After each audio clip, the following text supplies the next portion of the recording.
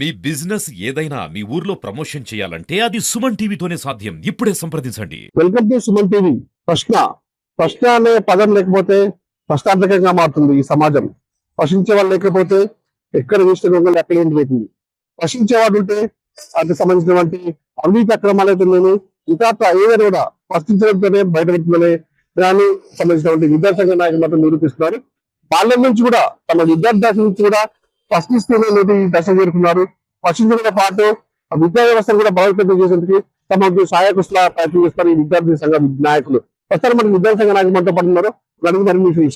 మీరు చెప్పండి, ప్రశ్నించే గుంటు లేకపోతే వ్యవస్థ ఏ విధంగా మారబోతుంది? ముందుగా మమ్మల్ని ఇంటర్వ్యూ చేస్తున్నటువంటి సుమన్ టీవీ యాజమాన్యానికి ప్రత్యేక ధన్యవాదాలు.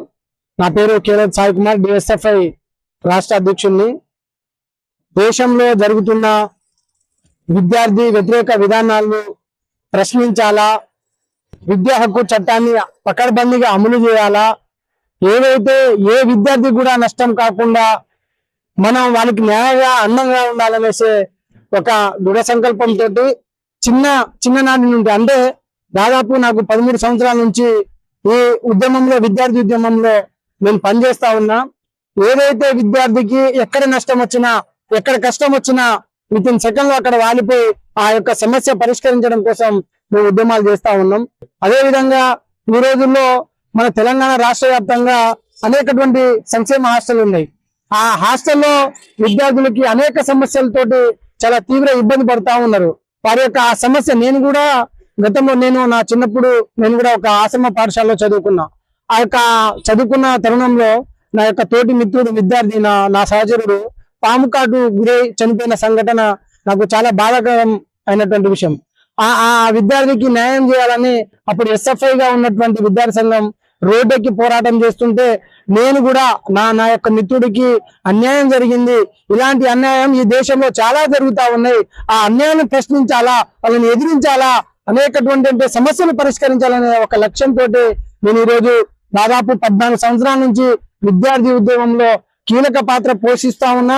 అదే విధంగా ఒకటే కాదు, దాదాపు సుమారుగా అనేకటువంటి సమస్యలు పరిష్కరించి విద్యార్థులకు న్యాయం జరిగేలా నా వంతు కృషి చేయడం జరిగింది.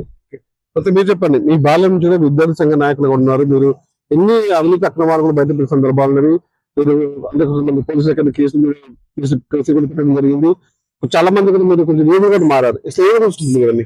ముందుగా ఈ ప్రశ్న రూపంలో లేవనెత్తినటువంటి సుమన్ టీవీ యాజమాన్యానికి మా డిఎస్ఎఫ్ఐ రాష్ట్ర కమిటీ నుంచి ప్రత్యేక ధన్యవాదాలు తెలియజేస్తా ఉన్నాను. ఈరోజు అనేక పోరాటాలు జరిగినాయి. దేశంలో బానిసత్వం పోవాలని చెప్పేసి పోరాటాలు జరిగినాయి. కానీ ఆ బానిసత్వం పోవాలంటే దాన్ని ప్రశ్నించేవాడు కావాలి. ఈరోజు ప్రశ్నిస్తే మనం శత్రువు అవుతాం, కానీ ప్రశ్నించకపోతే బానిసత్వంగా మారాల్సి వస్తుంది. బానిస అవ్వడం కంటే ప్రశ్నించడమే ఈరోజు ముఖ్యంగా అని చెప్పుకొని ఈరోజు మేము ఒక విద్యార్థి సంఘం నాయకులుగా ఈ దేశంలో జరుగుతున్నటువంటి అవినీతి అక్రమాలపై ఏదైతే విద్యారంగ సమస్యలు పరిష్కరించాలా, నా దేశంలో ఇంకా ఆకలి ఉంది, నా దేశంలో ఇంకా కులం ఉంది, నా దేశంలో ఇంకా మతం ఉంది, నా దేశంలో ఈరోజు అర్ధాకులతో చనిపోయేటువంటి విద్యార్థులు ఎందుకు ఉన్నారు, ఈ సమస్యలన్నీ పోవాలని చెప్పేసి ఒక ప్రశ్న రూపంలో మేము ఈరోజు ప్రశ్నిస్తా ఉంటే, ఈరోజు ఈ రాజ్యం మొత్తం కూడా ప్రశ్నించే గొంతుకలను మొత్తం కూడా తొక్కేసేటువంటి ప్రయత్నం చేస్తా ఉన్నారు. ఈరోజు అక్రమ కేసులతోటి ఈరోజు ప్రశ్నించే వాళ్ళందరినీ కూడా తొక్కేసేటువంటి ప్రయత్నం చేస్తా ఉన్నారు. కానీ మేము ఒకటే చెప్పదలుచుకున్నాం, మీ రాజ్యానికి ప్రశ్నించే వాళ్ళని మీరు చంపగలరేమో కానీ మా ఆలోచనలు మాత్రం చంపలేరని చెప్పేసేటువంటి ఈ యొక్క దృఢ సంకల్పంతో ఈరోజు ప్రశ్నిస్తా ఉన్నాం. కాబట్టి దేశంలో ఏదైతే విద్యారంగ సమస్యలు ఉన్నాయో వాటిని పరిష్కరించాలని చెప్పేసి ఎస్టీ, ఎస్సీ, బీసీ, మైనార్టీ వర్గాలకు అందరికీ ఉచిత విద్య అందాలా, నాణ్యమైన విద్య అందాలని చెప్పేసి ఈరోజు దేశంలో ఉన్నటువంటి నూతన విద్యా విధానాన్ని రద్దు చేయాలని చెప్పేసి ఈరోజు విద్యార్థుల కోసం, విద్యార్థుల హక్కుల కోసం ఈరోజు మేము పోరాటం చేస్తున్నటువంటి పరిస్థితి ఉంది. కాబట్టి మేము ఖచ్చితంగా పోరాటం చేస్తాం. ఈరోజు మా మీద ఎన్ని కేసులు బనాయించినా, పోలీస్ కేసులు పెట్టినా, ఇప్పటికీ నా మీద 6 కేసులు ఉన్నాయి. ఆ 6 కేసులలో ఈరోజు కోర్టుల చుట్టూ తిరుగుతా ఉన్నాం. కానీ మీరు ఎన్ని కేసులు పెట్టినా కూడా మా ఉద్యమాన్ని మీరు ఆపలేదని చెప్పేసి ఈరోజు మేము తెలియజేస్తా ఉన్నాము. విద్యార్థి నుంచి మీరు ఉద్యమాలు పాల్గొన్నారు.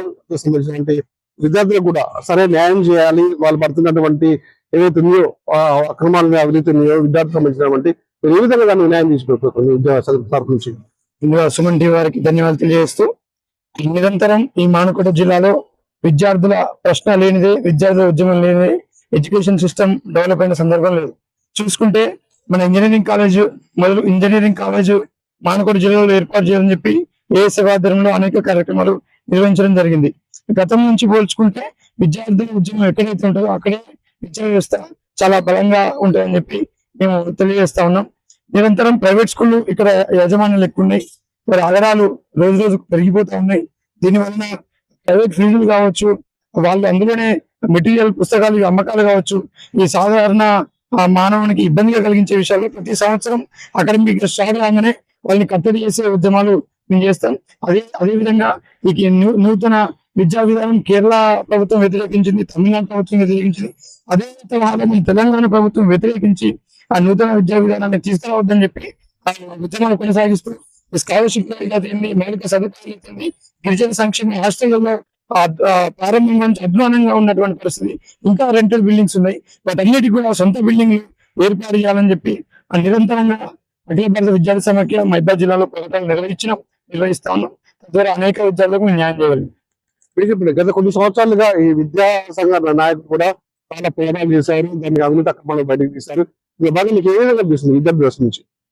నా పేరు మేకా వెంకటేష్, ఏఎస్ఎఫ్ జిల్లా సహాయ కార్యదర్శి. ఈ రోజు మమ్మల్ని ఇంటర్వ్యూకి ఆహ్వానించినటువంటి సుమన్ టీవీ వారికి ధన్యవాదాలు. అయితే నేను దాదాపు 2013-12 నుంచి ఏఎస్ఎఫ్ లో పనిచేస్తున్నాను. నేను పనిచేస్తున్నప్పటి నుంచి చూస్తున్న విషయం ఏంటంటే ఇక్కడ హాస్టల్ వసతులు చాలా తక్కువ ఉండే. అప్పుడు హాస్టళ్లలో సంపూర్ణ వసతులు కల్పించాలని చెప్పి మేము హాస్టళ్ల ముందు ధర్నాలు చేయడం, ఎడ్యుకేషన్ సంబంధించినటువంటి అధికారులకు రిప్రజెంటేషన్స్ ఇవ్వడం, వాళ్ళ స్పందించకపోవడంతో వాళ్ళపైన ఉద్యమాలు నిర్వహించి వివిధ హాస్టళ్లలో కావాల్సినటువంటి వసతులను కూడా మేము సాధించగలిగినాం ఈ జిల్లా కేంద్రంలో. దాంతో పాటు మహిబాద్ లో మెడికల్ కాలేజ్ అయితేనేమి, ఇంజనీరింగ్ కాలేజ్ అయితేనేమి, ఇప్పుడు ఉన్నటువంటి ఇంజనీరింగ్ కాలేజ్ లో కనీసం నీళ్లు లేక ఇబ్బంది పడుతుంటే ఇక్కడ పోయి ఇంజనీరింగ్ కాలేజ్ దగ్గర కూడా మేము ఫైట్ చేయడం జరిగింది. ఇలాంటి ఉద్యమాలు నిర్వహిస్తున్నాం. గత నేను వచ్చినప్పటి నుంచి వరకు హాస్టల్ నుంచి మొదలుపెట్టి ఇంజనీరింగ్ స్థాయికి మహిబాద్ జిల్లాను తీసుకెళ్లడం జరిగింది. ఇక్కడ ఏంటంటే ప్రైవేటు వ్యక్తులు, ప్రైవేటు విద్యా సంస్థలు ఎక్కువైపోయి గవర్నమెంట్ ఇప్పుడు మేము కష్టపడి ఉద్యమాలు చేసి సాధించినటువంటి హాస్టల్స్ అయితేనేమి, ప్రభుత్వ విద్యా సంస్థలు అయితేనే ఇప్పుడు కుంటుపడిపోతున్నాయి. అక్కడ విద్యా సంస్థలు సరైన వసతులు లేక, సరైన గవర్నమెంట్ విద్యా సంస్థల మీద నమ్మకం లేక విద్యార్థుల తల్లిదండ్రులు గవర్నమెంట్ విద్యా సంస్థలను వదిలిపెట్టి సామాన్యుని రక్తాన్ని పీడించేటువంటి ప్రైవేటు విద్యా సంస్థల్లో జాయిన్ చేస్తున్నారు. ఇది మారాలి. ఈ విధానం ప్రస్తుతం ఈ విధానం మారితే బాగుంటది. సామాన్యుడు ఫీజులు పెట్టి చదివించలేక అప్పుల పాలైపోతున్నాడు. ఈ ప్రభుత్వ విద్యా సంస్థల నాణ్యమైన విద్యను మేము అందించగలం అని చెప్పి సామాన్య జనానికి నమ్మకం కలిగించేటువంటి విధంగా ప్రయత్నం చేయాలి.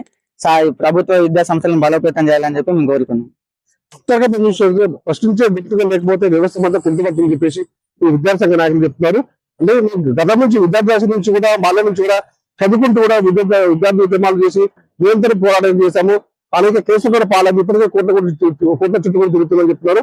అంటే విద్యార్థి దశ నుంచి ప్రశ్నించే గుంతుకలు కూడా మేము ప్రభుత్వానికి ప్రజల మధ్య వాదన నుంచి అని చెప్పేసి విద్యార్థి సంఘ నాయకులు పరిస్థితి ఉంది.